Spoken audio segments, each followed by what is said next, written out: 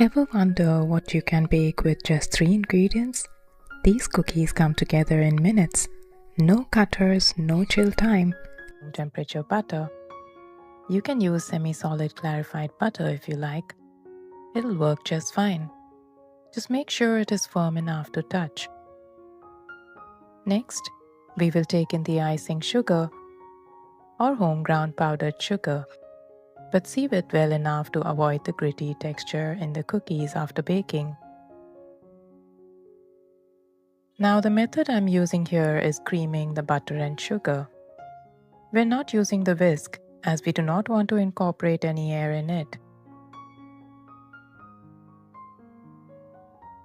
This is what we are looking for. Perfect. Next, we will take the dry ingredient, that is the all-purpose flour.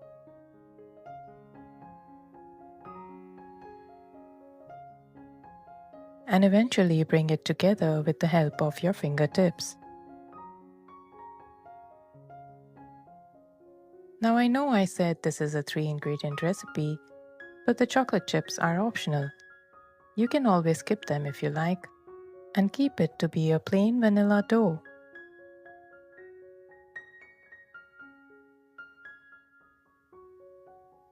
This is the texture we are looking for.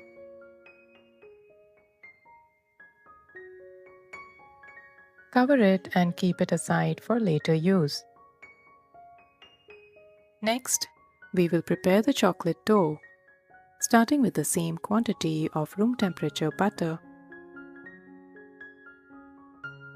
and icing sugar.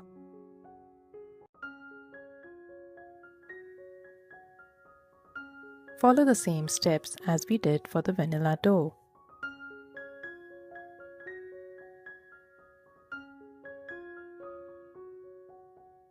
Now adding the cocoa powder for that chocolate flavor. Remember to take unsweetened cocoa powder for this, but in case you do take the sweetened one, make sure to accordingly reduce the icing sugar in this recipe. What we have here is the even coloring of the chocolate. This is exactly why we are adding the cocoa powder before the other dry ingredient.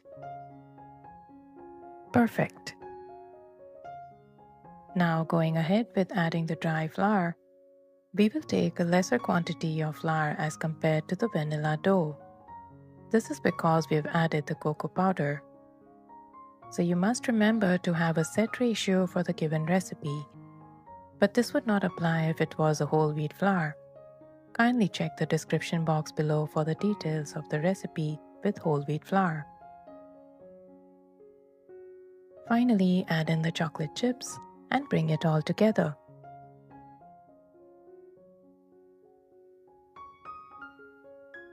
Perfect coloring of the dough. Just what we wanted.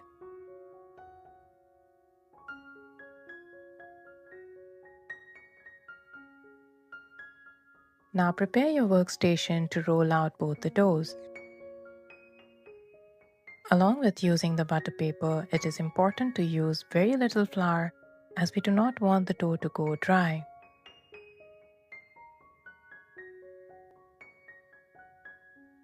Give it a cubical shape to roll out. If you'd like, you can always give it a shape by hand. You can very well skip the rollings activity. My favorite tool, the bench scraper. We will give an even edge around the cubical shape. It's not something you have to do, but it's just the way I like how all cookies turn out to look identical. Gives it a pretty display too. We will get 16 such cookies from this dough. And you don't even need any fancy tools or techniques for this. Just a quick mix, a few minutes in the oven, and you've got cookies ready to drizzle with chocolate. And if you'd like to try out more such easy recipes, you can check out my ebook. Simply drop in a comment and I'll share the link. We can go ahead and work with the chocolate as well. The best part about this recipe is that you can easily store this prepared dough in the freezer, sealed in a Ziploc bag. and it can last up to a month. But when you do bring it out for use, it must be brought into the fridge overnight and the next day onto the workstation. This gradually brings the dough at a room temperature to work with. Shaping these cookies is the most calming part for me. A gentle press, slice, and they are ready for the tray. It doesn't have to be perfect. In fact, the little differences make each cookie unique. Once done, these can go into the preheated oven for about 10 to 12 minutes. But make sure to keep a watch, as every oven works differently. These don't even spread much on baking and are perfect for an event as an extra treat for the dessert table. Finally, we will drizzle some melted chocolate over the little cubes to get that extra chocolatey goodness. The chocolate drizzle is the part where kids get most excited about. It feels almost like decorating, but without any effort. Just a swirl here and there, and suddenly the cookies look like something out of a storybook. It's a feeling that makes them proud to have created something so beautiful. And some white chocolate for the vanilla ones. Stunning as they are, I'm sure they would steal the show at any dessert table, and if you'd sprinkle a few confetti over it, they'd be a perfect gifting solution too. Time to see how they've turned out.